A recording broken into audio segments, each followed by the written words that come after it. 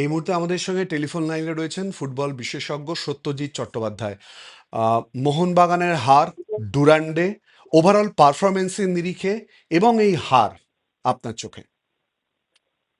Actually under prepare team এটা এখনো পর্যন্ত তৈরি হয়নি, 1 নম্বর। 2 নম্বর, যেটা এই ধরনের ম্যাচে করা উচিত সেটা করা হয়নি। যে আমি ফুটবল খেলায় 90 মিনিট বলো, 120 মিনিট বলো, যদি ধরো তুমি যেরকম গোল করবে, তোমাকে গোল আটকানো একটা ইম্পর্টেন্ট ব্যাপার। দুটো পার্টই খুব ইম্পর্টেন্ট। মোহনবাগান আজকে ভেবেছে যে খালি গোল করব, গোল আটকাবো না, এই ভাবনা থেকে মনে হয় খেলতে নেমেছিল।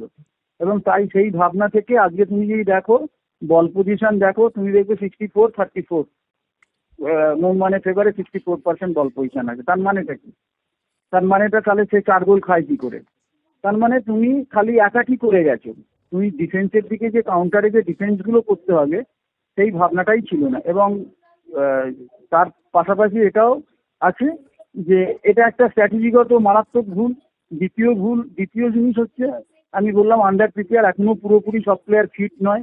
2 নম্বর। 3 নম্বর হচ্ছে সেন্ট্রাল মিডফিল্ড এবং সেন্ট্রাল ডিফেন্ডার বা ডিফেন্স, পুরো ডিফেন্সটা অত্যন্ত মানে অত্যন্ত খারাপ ফুটবল খেলেছে আজকে। যেটুকু এই ধরনের সময় যে খেলাটা খেলা উচিত, যে ভাবনা থেকে খেলাটা উচিত, সেই ভাবনাটা কিন্তু কোনো সময়তেই রাখতে পারিনি। খানিকটা সেকেন্ড হাফে এসে বুঝতে পেরেছে যখন হাতের বাইরে চলে গেছে, 4 গোল হয়ে গেছে। এবং এটা অত্যন্ত আরো খারাপ হতে পারতো যদি মানে সেভাবে আরো ওই প্রথম দিককার মতন খেলতে চাইতো। তো সেইটাকে রেকটিফাই করে সেকেন্ড হাফে ওই 4-1 ফার্স্ট হাফের ওই রেজাল্টটাই আটকে গেছে, নাহলে আরো খারাপ হতে পারতো। কিন্তু মোহনবাগান যেটা বারবার মনে হয়েছে যে ম্যাচটার জন্য মানসিকভাবে বা স্ট্র্যাটেজিগতভাবে রেডি হয়নি।